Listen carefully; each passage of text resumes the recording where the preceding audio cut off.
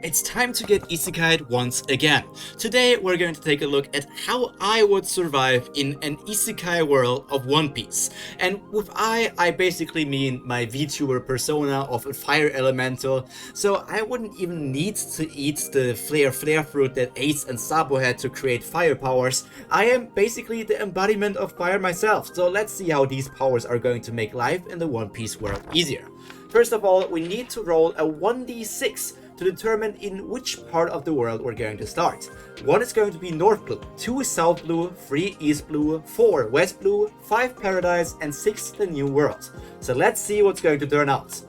So, okay, this is going to be a good roll, a very important sign for us going to... Ooh...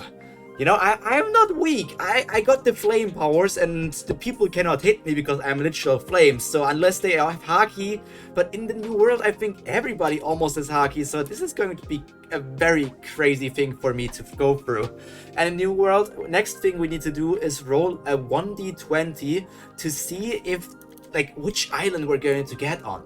And this island, it can determine a lot depending if we go on an island from the Marines or if we go on some sort of pilot island or a more neutral island.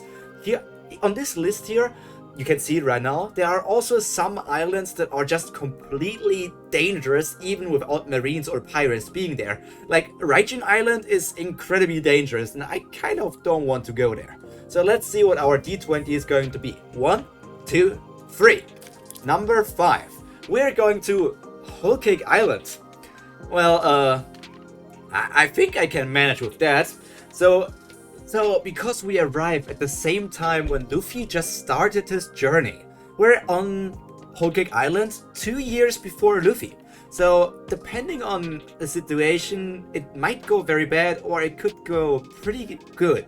We could either just escape somehow, or we get into the family, or we just, end up in one of the books of Big Mom's fantasy creatures, because as a fire elemental, I don't think she has ever seen anything like myself.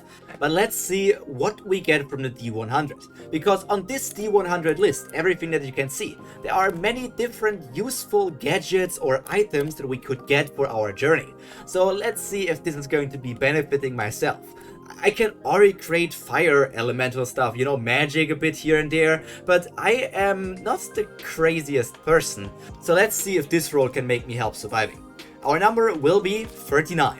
So let's check what 39 actually is. 39 is a carved wooden smoking pipe. That's completely useless. I don't smoke.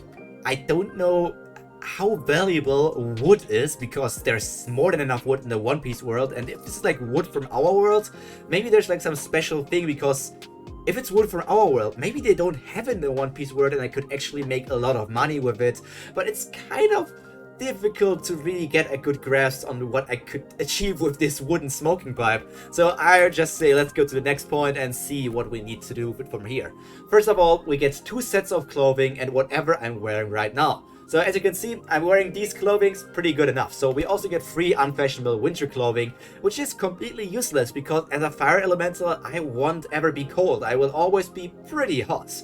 We also have a large backpack, 1 object I own. So with the 1 object I own, let's say, what do I own that's good for taking it over? Let's just say if we're going crazy already, I'm just going to take my Bury the Brick guy over here, because I have a Bury the Brick with me in my room. You can see him over there on my bed as well. And if he goes together with me, I think we're going to be a lot safer as well on the Whole Cake Island stuff. I also arrive in perfect health, so basically the same as always, and I will have 1,000,000 berries. So that's useful. We have a starting amount of money. But let's see what our risk table is telling us. This is going to be a 1d8, so let's see what we're going to get there. The first 4 are good fix, and the last 4 are really bad. So let's see if anything useful is going to be for us, and let's go. This is going to be a 5. I have a 100 million berry bounty. So technically, because I just spawned into the world, that would instantly make me a super rookie, because I have a 100 million berry, and that basically before going into the world. So that's going to make me want it. But if I'm on Whole Cake Island, I don't think that the Big Mom pirates are basically going to hand me over to the Marines. And the Marines also won't just invade Whole Cake Island. That's just crazy talk. They're not going to do that. So the bounty isn't even that big of a downside. Technically, I could even use it to have some sort of argument or discussion with the Big Mom Pirates, because if somebody they have never heard of, or somebody who is like really new in the world, already has a 100 million berry bounty, I will be incredibly useful to them. And then, you know what? I also have knowledge of the One Piece world, so I could help the Big Mom Pirates in different departments as well. I could make sure that they can get rid of the Germa. I can make sure that the Straw Hats fail and all of them die when they go to Whole Cake Island to like rescue Sanji. So we don't need to talk about that. I can easily take over the Big Mom Pirates. But let's see what our objective will be. It's a 1d8. Number 1 is the hardest with finding the One Piece. Number 2 can be easily achieved, especially if I work together with the Big Mom Pirates. Walking on a Sky Island, quite easy. Number 3 would be incredibly dramatic, defeating a Warlord, Admiral or Yonko if I spawn on Big Mom's Island. Obviously, I would be the closest to defeating a Yonko, but if I just spawn there without any preparation, I don't think that I can do anything really that useful against this monster of Big Mom Charlotte Lenin. Number 4, slay a Sea King by myself. Number 5, survive for 2 years. Number 6 is become friends with a giant, and Big Mom Pirates, not going to help me with that. Number 7, meet a Straw Hat. In 2 years' time, they will arrive on Whole Cake Island anyways, so that's going to be easy. Number 8, become a Marine Captain or higher. That's going to be impossible because we have a 100 million berry bounty. And our mission is, slay a Sea King by yourself. That is essentially, besides just meeting a Straw Hat, the easiest thing to do.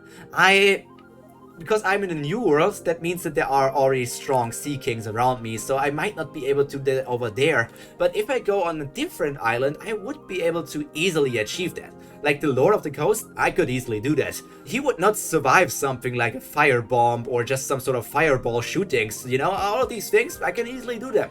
Fireball, 86 of damage, I can easily do that. Explosion, 10d6 of damage, or 11 I think, I can easily do that. All of these fire spells are all in my spell book. I don't need a spell book, I'm a fire elemental, I can just use them, but I can easily kill a Sea King, I can do that. And with Barry, if Barry is together with me and he basically counts as my one item or my pet, would it mean that if Barry kills the Sea King, it also counts for me? That's going to be a loophole, I think, because those pets are normally not capable of doing it, but Barry? That guy's a monster. Do you see his eyes, how he's staring at me? That's quite scary indeed. But I think that's all from me for today. We had a good journey. The Big Mom Island is a bit dangerous, but we can manage to do everything on that island as well. So I think it was a pretty good round. Let's see if next time will be as good as well. But that's all from me for today. All that's left to be said is stay happy, stay healthy, and most importantly, stay cultured. Pyro out. Bye!